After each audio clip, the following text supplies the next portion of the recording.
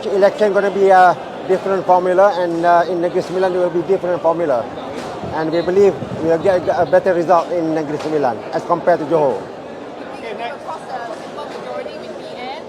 Sorry? You will be able to work with BN to help BN to win the at least the simple Well, majority. in one way or another, we are going to have some understanding on how we can move on with the campaign. And we are going to see as we go along after the nomination. Hari semalam apa tu Presiden UMNO ada menyatakan bahawa berkenaan dengan poster boy dia akan diumumkan kemudian ada dibincangkan juga tak? Belum sampai ke situ lagi. Jadi Doktor, mungkin masa berkempen nanti akan bersama-sama dengan Barisan Nasional ke? Itu saya tak akan bagi surprise dengan beritahu lebih awal, dan apabila berlaku penamaan calon dan berlaku tempoh kempen, perkara-perkara yang luar biasa seperti ini, satu jajaran baru dan cara kempen baru ini akan dilihat oleh pemerhati politik dan rakyat. Dan saya tak akan sebut lebih awal lah. Jadi masing-masing akan boleh tengok nanti. Kalau untuk pertukaran kali ini gabungan antara PN dan BN ini berjaya, mungkin akan diteruskan di tempat di negeri lain ya? Sudah tentu apabila kita berdepan dalam sesuatu pilihan raya, kita senantiasa melakukan penambahbaikan.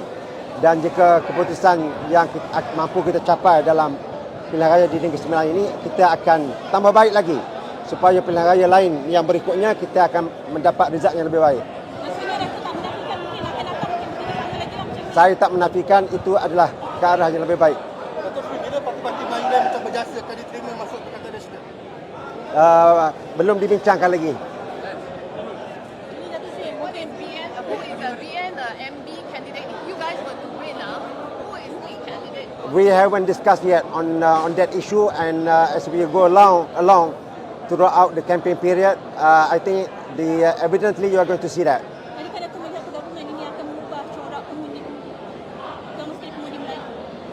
Saya percaya ini merupakan suatu langkah yang sangat penting, terutama bukan sahaja kepada pengundi Melayu, bahkan mengundi pelbagai kaum yang ada di Negeri Sembilan, yang akan melihat suatu bentuk kestabilan baru boleh dicapai dengan suatu jajaran yang baru begini. Jadi ianya akan memberi suatu nafas baru yang lebih segar kepada suasana politik dalam negara kita, insya-Allah. Dato' Sri, kenapa pejuang tak dapat bertanding satu kursi pun untuk Negeri Sembilan?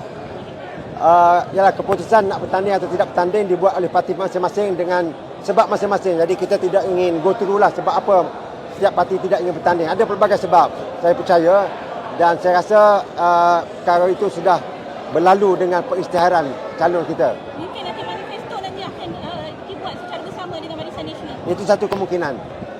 Ada poster boy tak untuk Pakatan Nasional? Soalan tadi dah ada, dan saya rasa sebagaimana saya sebut tadi, as we go along sepanjang kempen ini, perkara itu akan dapat dilihat nanti, insya-Allah. Why shouldn't the Chinese be worried, the non-Malays be worried about PN working with BN?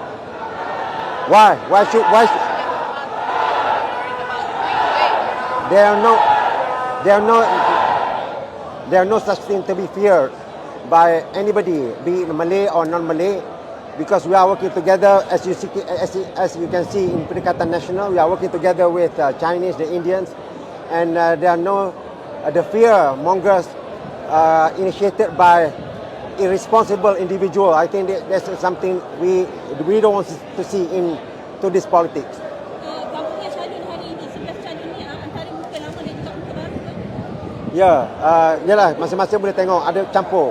Ada muka lama yang ada pengalaman dan muka yang baru tetapi mempunyai pengalaman, pelbagai pengalaman dalam pentadbiran. Ini merupakan untuk memberikan kerencaman, kepelbagaian apabila kita menjadi kerajaan di Negeri Sembilan nanti.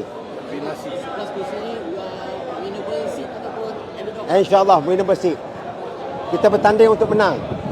What's in it for PAS? What's in it for you guys? You're helping BN to win in Johor. You're now helping BN to win in Negeri Sembilan. What's in it for PAS? We want to see a betterment for our society.